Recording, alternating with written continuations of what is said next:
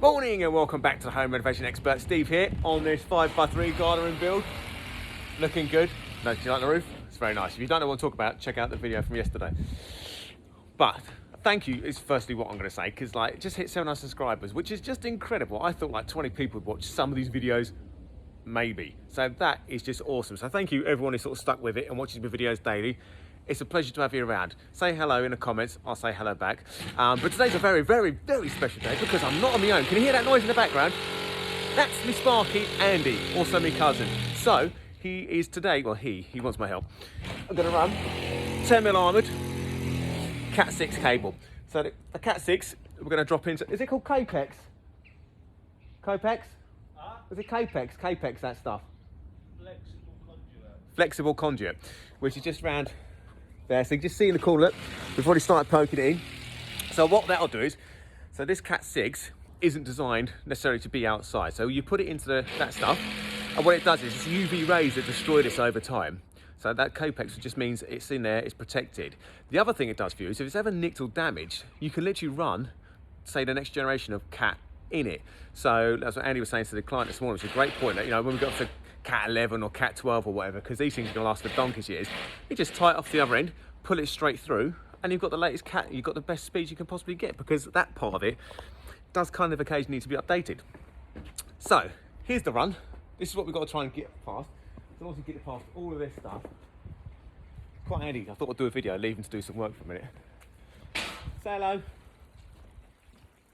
He is the best Sparky ever, by the way. And if you want his number, just PM me.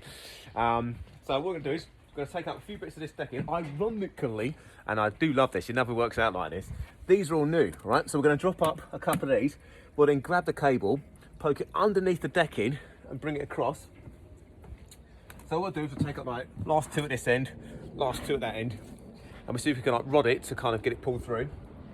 And then somebody's put a great big reel of cable in my way. I don't know who would do that.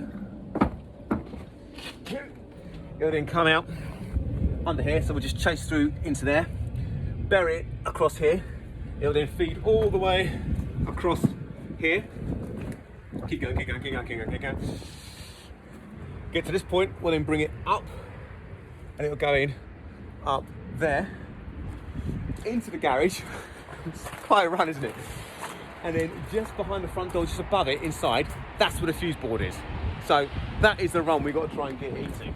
And 10mm armoured cable is not notoriously known for being very flexible, unlike me. Not really.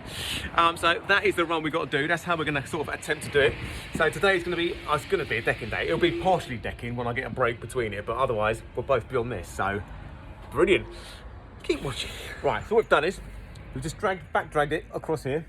So what we're going to do is we've noticed there's a cat flag that's not being used just behind there. So what we're going to do is we're going to feed it into there. So we're going to cut over here on it.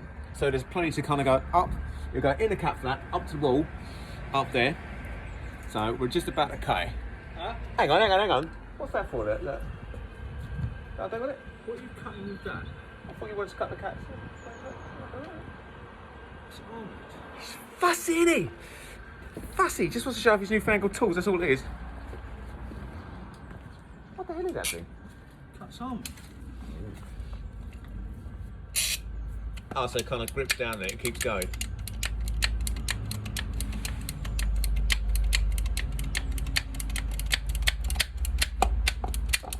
That is brilliant. Cut. Show my finger. I go straight through the finger, will you say it? Yeah, I'm not doing that. He would as well, he really would. Right, look at his technique. He's rodding. Professional. So that one's up, the rods are coming underneath, and there you can see, it is now out. I did nothing to help, I just turned up at the last minute just to quickly do a video. Well, what they'll do, and they'll poke that, tie it to that, and then drag it all the way back through again. And that way, if I just pull up 1, 2, 3 boards. We do love a good technique, don't we? Right, so that is the cable now in. I mean, look at this, right? So now it comes up straight under there, under that step, beautiful. So what I'll do is I'll bury that tomorrow. That's it all wound up, ready to rock and roll, ready to go out into the house. But that is bloody handy. So we managed to put a little hole through the joist there, and then like you saw, it just runs all the way through. Everything's now back. You would never know. Now it runs behind all of this. all through there. You can now see it's obviously in the flush tube as well, all cable tied, neat, lovely, happy days, all the way down here. And then what we're going to do is we're going to put a fuse box on this corner just inside here. So that's going to go back of that wall. So there it is, all coiled up, ready to rock and roll. Lovely jubbly. Creaky door special. Close that for a second. So I've now begun my decking. First post is in. So what I'm doing is how I'm working this out. You'll see here, by the way, this is a top bloody tip. Get yourself a bullseye level, stick it on the top and manoeuvre it where you need to, and you know it's exactly perfect. Pick it up, take it to the next. Bloody lovely that. So dug a hole, postcrete into the hole, jiggle it around, make sure it's around there, poke it with a stick, make sure that you've got the air bubbles out, and that is now good to go. So that'll be off in 5-10 minutes. So what I've done is, well, I'm kind of twerking it out. I haven't even worked it out, to be honest, it's cracking on. Just keeping it a bit away from the edge of the building.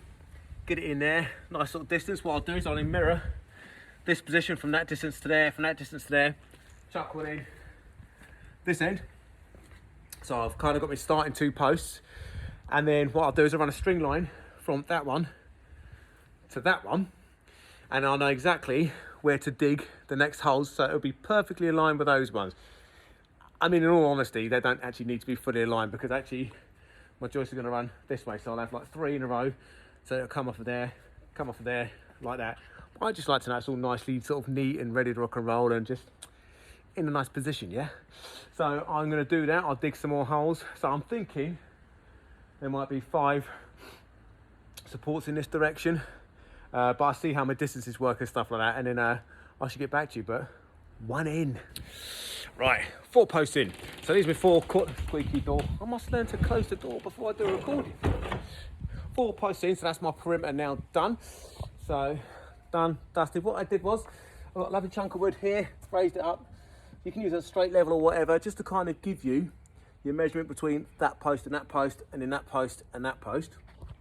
I then worked out my distance from the building, including the batten that's going to be on there, to here, and worked out how many boards I can get. So I think it's 7 boards, including 3mm spacing between each one. So I now know when I drop on my joist running across here, I'll leave it over exaggerated a little bit, get my 7 boards on, and then chop the ends of the joist off.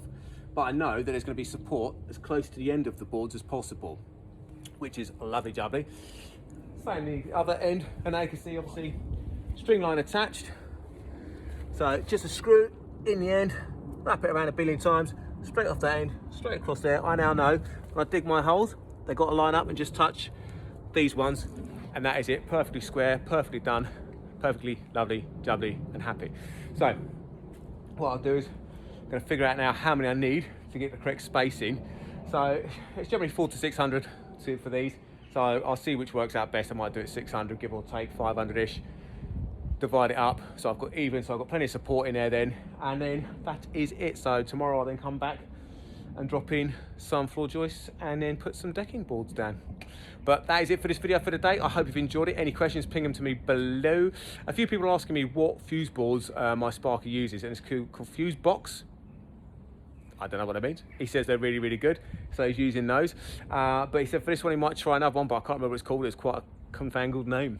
But anyway, if you don't mind, like, subscribe. Thank you again for all your subscribers who've been sticking around. 700 is just, honestly, it's incredible. And just thank you for viewing and watching. And if you find it slightly interesting, fair play. So I think it's interesting because I just love what I do. But thank you very much. I'll see you tomorrow.